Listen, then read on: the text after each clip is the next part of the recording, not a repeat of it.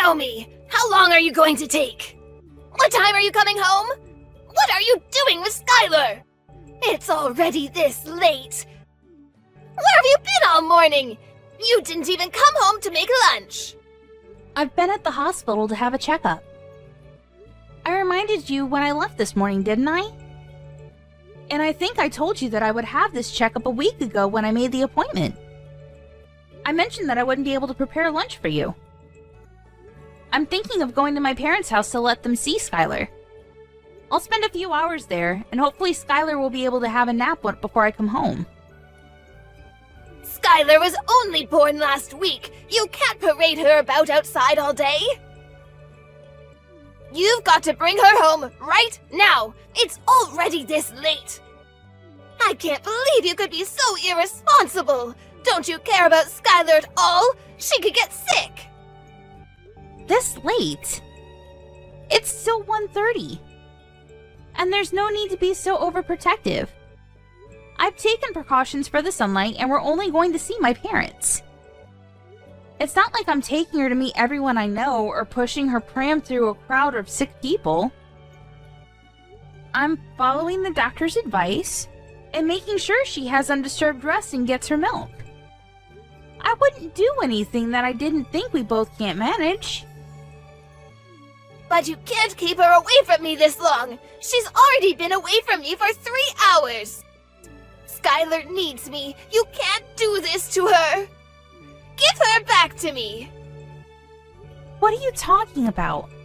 She's not a thing, and she's not yours. I've decided that I'll raise Skylar myself. I can't trust you with her. I've watched how you've been with her for the past week, and it's obvious that you're no good as a mother. You don't know how to take care of her. If you raise her, she'll end up unhappy. Or worse, she'll be unhappy and she'll be rebellious. It's people like you that end up raising criminals. I can't just stand by and watch you ruin her life. The best thing for Skylar is if you give her up. I'll raise her as my own daughter. She's mine, so give her back. Skylar's my first child, so of course I don't expect to be able to do things perfectly all by myself. That's why I've been listening to all the advice you've been giving me this week. And I'm really happy that you're helping, but no matter what I do, you keep on complaining that I'm doing things wrong. So that's what you're thinking of me. I'm doing my best to help you. How can you be so ungrateful? I bet you think that I'm in the way, don't you? You're the one that's living in my house. I'm letting you stay here. I'm providing the roof over your head, and I don't even ask for rent. I've done so much for you, and this is how you repay me? This is why I never approved of Daniel marrying a woman like you. You were the one that asked that we move in with you. Daniel and I were living together in our own house after we got married, and we planned to stay there. But you wanted us to all live together. You were the one that said you always wanted to live with your grandchild. You pretty much forced us to move in with you once you found out that I was pregnant, and I had to go through all the trouble of moving house when I was already really big. Why do you have to put it like that? I never forced anything. Just ask Daniel. He was delighted to move back in with us. I've done so much for you. It wouldn't hurt for you to show a little more appreciation, too. Can't you at least say thank you? I think I deserve a lot more, but I shouldn't expect anything from you. Appreciation? I had a lot more of that when I first met you. But ever since I married your son, and you started to show your true colors, it's become a lot more difficult. Especially after we moved in together. And you wouldn't stop making hurtful comments about the way I did chores and the way I prepared dinner. The stress and fatigue just piled up, and I couldn't please you no matter what I did. I didn't know you could get any ruder. When have I ever made hurtful comments about anything you've ever done? If I've made comments, it's just because I'm giving you advice as your senior in life. If you think I've been hurtful, it's because you're trying to make me out as the bad person in this story. I'm an adult too. I understand the difference between advice and sarcastic, backhanded comments. And it's not just those comments. You don't like the food I make, even though I've done my best to follow your recipes. And if you really don't like my cooking, then you could always make your own. But you insist on having me prepare your serving too. And sometimes you throw it all away, right in front of me. It's not just insulting, it's wasteful. Did you really think that I could just brush that off as advice? I don't understand how you could do something so mean just for the sake of showing me you don't like my cooking. I threw it away because it didn't taste good. What's the problem? Did you really think that it was good enough to serve to Daniel and my husband? Nobody would want to eat something disgusting like that, so I saved them the trouble. I just did what they would have wanted to do anyway. If anything, you should be thanking me for not letting them eat something as horrible as that slop you call food. That's what I'm talking about.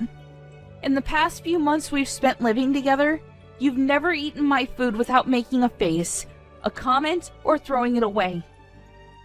On top of that, you were making me do all of the housework right up until the birth. I couldn't have a moment's rest while you were around, even though my back hurt and my feet hurt and I was so tired. Even when my contractions started and I was begging you to call for an ambulance because Daniel was out, you wouldn't call and told me that I was overreacting. I couldn't even get to the phone myself. I thought I was going to give birth right where I was. It wasn't until Robert passed by my room and noticed that my water had broken that I was finally able to go to the hospital. I'm grateful for my father-in-law's care and consideration. But if you want me to be grateful for you, then you'll have to do something I can be grateful for first. You shouldn't expect everyone to do everything for you. You could have gone to the hospital by yourself. You're so spoiled. It shows that your parents must have been overly protective of you as a child. No wonder you're so disrespectful towards me. Did you really think that I could drive all the way to the hospital safely when I was getting contractions every 5 minutes? Even after I gave birth, you didn't say anything to me. You didn't ask me how I was doing. Not even a word about how well I had done, even though I was in labor for 15 hours. I was too busy thinking about Skylar. What did you expect? My first and only priority was the baby. So what if you gave birth? It's nothing special. I gave birth too, and you don't see me begging everyone for praise and compliments. I didn't expect you to compliment me. But I think anybody would be happy to hear something from family. And anything would have done. And I'd like to remind you that I was only discharged from the hospital a week ago. I've been waking up over and over in the middle of the night to feed Skylar. I haven't had any sleep at all this past week. I'm still trying to get used to a lot of new things, a lot of new emotions, and a new sleep routine. And I'm literally all over the place. But you're still making me do all the housework. I thought you said that it would be better for us all to live together because you'd be able to help out with the baby. But you haven't been doing anything. Even though Daniel and his dad say that I don't have to do anything, to rest when I can and not to push myself too hard, I have to do everything while they're at work because you won't do anything. Oh, you really are spoiled. You are the one that married my son, not the other way around. What's the point in having you here if you're not going to do the chores? You can't seriously think that you can spend your days just laying around doing nothing. You're being childish if you think that's how things work just because you've moved in with us. I'm here to be with Skylar, not with you. And you shouldn't expect everyone to be nice and kind to you just because you've given birth. So what? That doesn't change anything. You're sorely mistaken if you think you get to slack off just because you've had a baby. The only one we all care about is Skylar. I couldn't care less about you, and nobody else does either. We only need Skylar. I can't believe you're not gonna even bother to hold back your punches. I take it you mean that there's no use for me at your house if I'm not going to do all of your housework for you? That's right. I'm glad you finally understand. We only need Skylar to make us happy. I don't need a rude, disrespectful, annoying daughter-in-law like you around the house if you're not even going to do what you're here for. Even if you did do the chores and prepare our food, you're so useless I end up having to redo everything you do anyway. You're just wasting my time, and having you here is a waste of space too, so we don't need you here. So you think I'm rude and useless? Alright. What, am I wrong? I don't think I said anything you couldn't understand. I made it quite clear. We don't need you in this house. To be honest, I'd prefer if you'd leave as soon as possible and never come back. You don't have to worry about Skylar, she'll be in good hands. We'll raise her without you. I think that's best for her as well. She doesn't need a useless woman like you as her mother. I just want to check. If you want me to leave, then that means you don't want to live with me, doesn't it?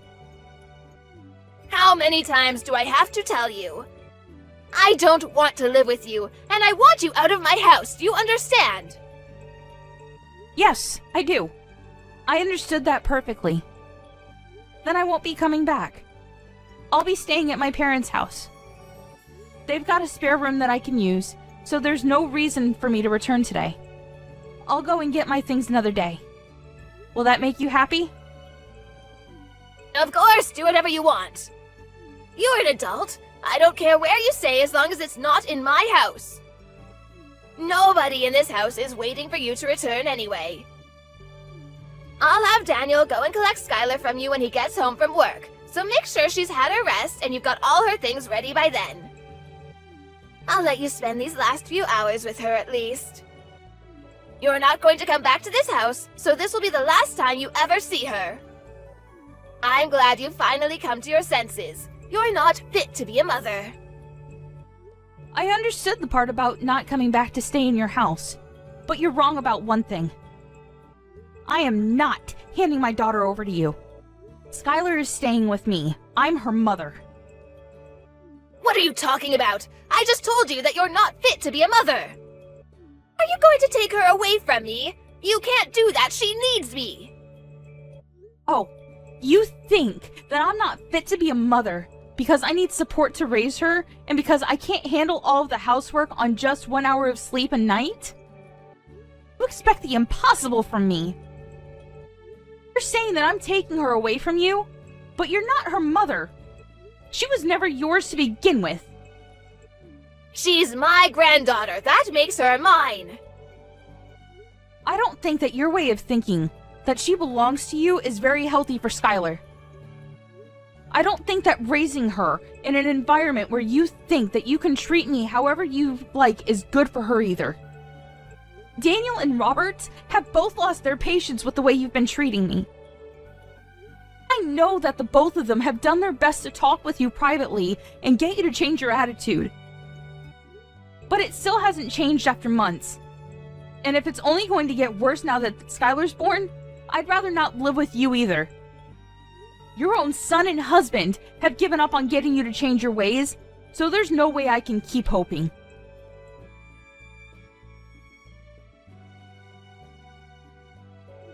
Robert as well? You're lying. I remember him mentioning something about you, but I've forgotten what he said. It didn't seem very important. But I know that they all hate you.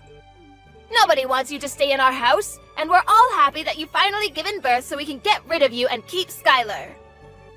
Who's they? Do you mean Daniel and Robert? because I know Daniel loves me, and Robert is a wonderful father-in-law. And even if they did actually hate me, I think they'd be more mature about it. You've been far from mature these past few months. You've been passive-aggressive and childish at best. All you've done is bully me and make me feel bad about myself. I've had enough. We've all had enough of your behavior. If you're not going to fix it, then there's no point sticking around and waiting for you to change. I'm not returning to your house. And if you won't reflect on your actions, I won't let you meet Skylar. You won't let me see Skylar? That's ridiculous! You can't do that! You can't keep her away from me! You have no right to do that! I'm not going to listen to a woman that can't even raise a child properly! You don't have to come back, but I'm not letting you keep Skylar! Give her back right now! Skylar will be happier that way, and you'll thank me one day when you realize that. She belongs with us, not you. We'll raise her, so don't be so selfish and give her up. I'm sorry, but who's we? Daniel, Robert, and I. The three of us will raise her without you. I know that we can make Skylar a million times happier if you're not around to ruin her life. She doesn't need a failure of a mother like you. You should give her back to me for her sake. Robert's actually with me right now. Daniel will be here soon too. He's already asked his manager for the rest of the day off after he's finished in his meeting. The truth is, it wasn't a hospital appointment I had this morning. I'm sorry I had to lie, but you wouldn't let me leave the house until I said that I would be going to the hospital. What? Then where were you? What were you doing? I was being honest when I told you that I would be going to my parents' house, but I was somewhere else this morning.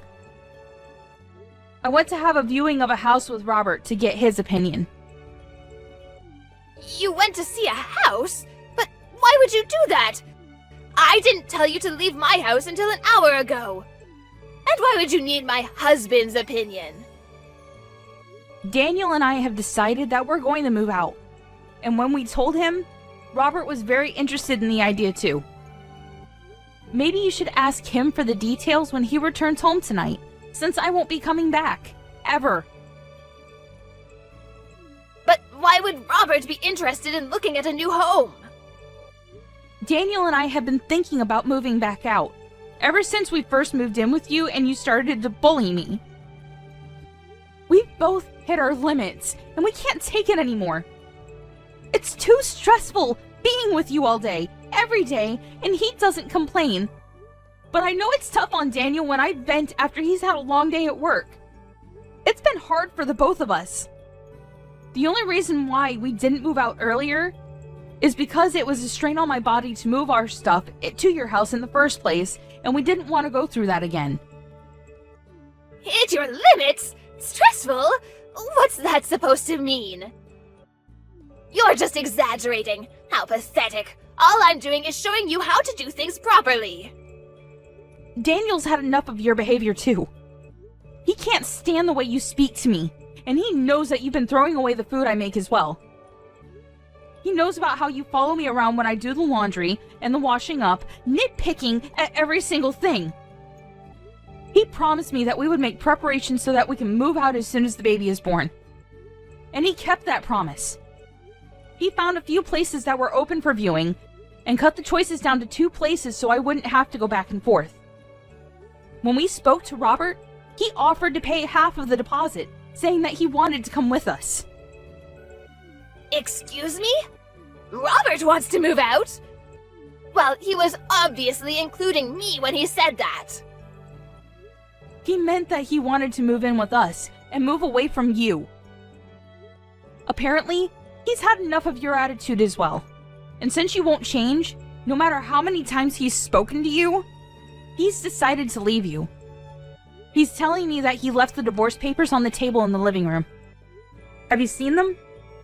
He says that he's already signed them, so you just have to sign your side and leave them there. He'll have them filed tomorrow. I found them, but I don't understand. Why would he want to divorce me? I haven't done anything to deserve this.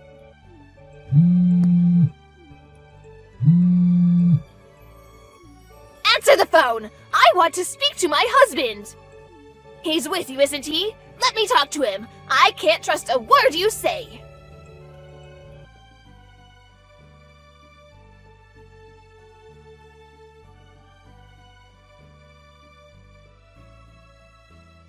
Why would I lie? Those papers have already been signed, haven't they? I wouldn't fake his signature just to trick you. Robert says that he'll talk to you when he gets home, but that he's already made his feelings clear in past conversations. You just haven't been listening to him properly. Anyway, we're busy getting our new home ready. Could you wait until later? I don't understand why Robert and Daniel have to move away too.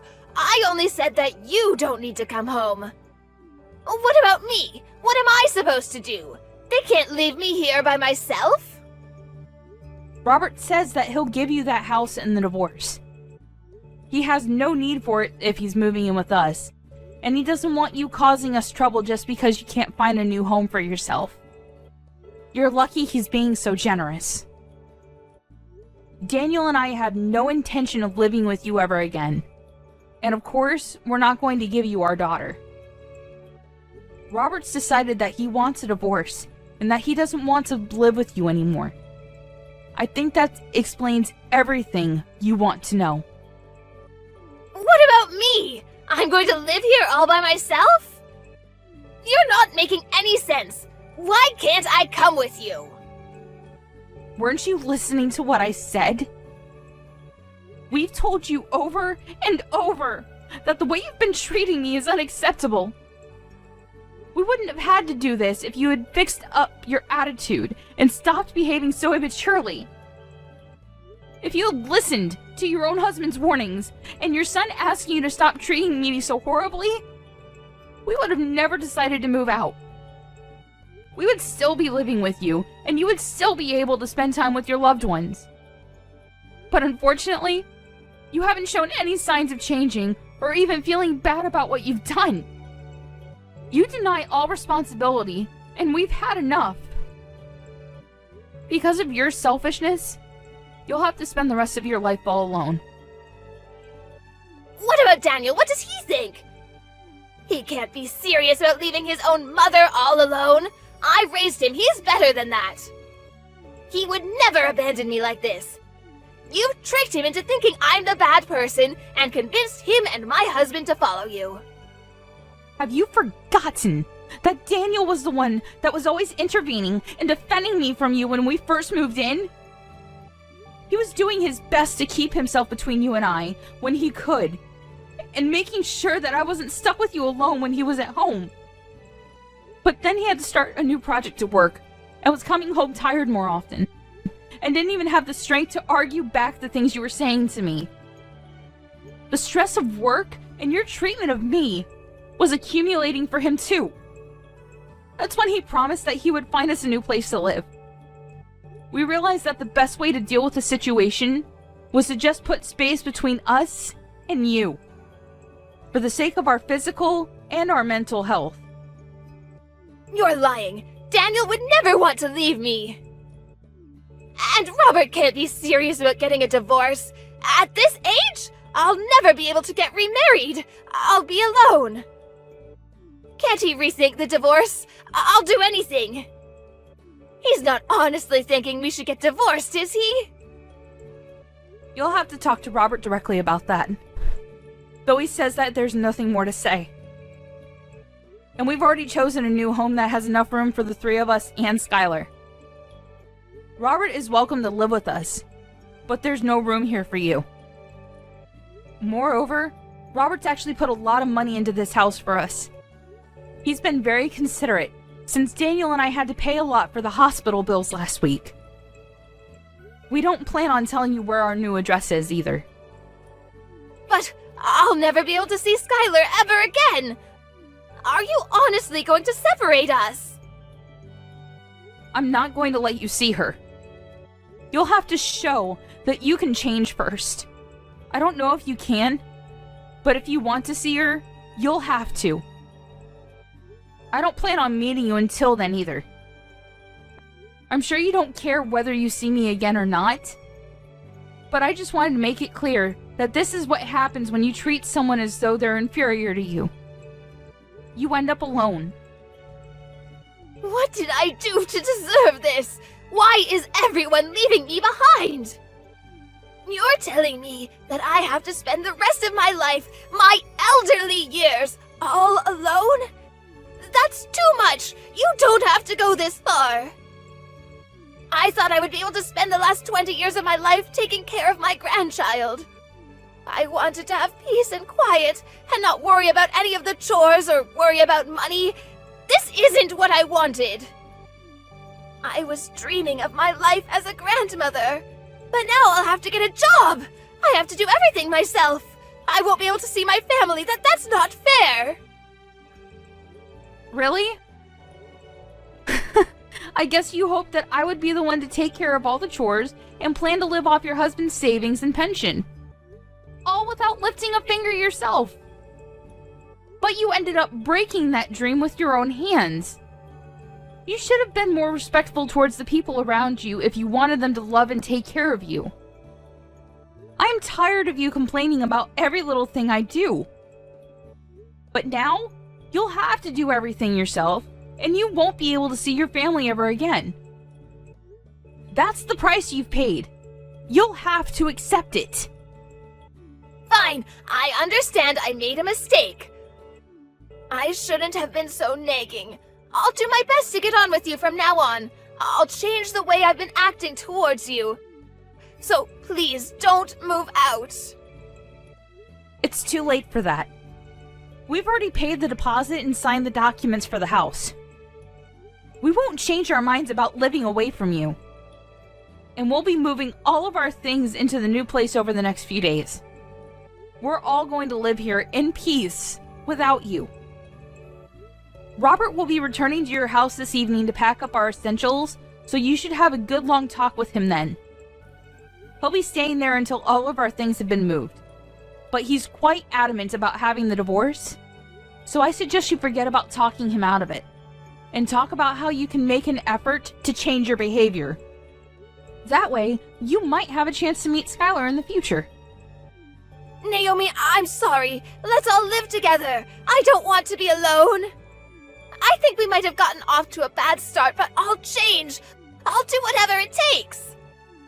I'm sure you'll come to understand why I was so harsh towards you. It was for your sake, but I won't do that anymore. Just let me see Skylar. I find it hard to believe that you'll change when you're still making excuses. You can't even apologize properly. It's too late after all. You can't change.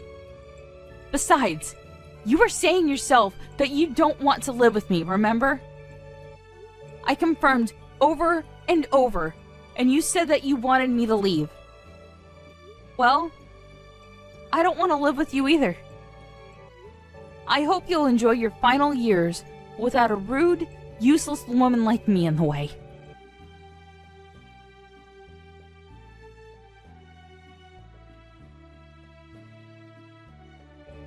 After her conversation with Naomi ended, Kim had no choice but to wait for her husband to come home.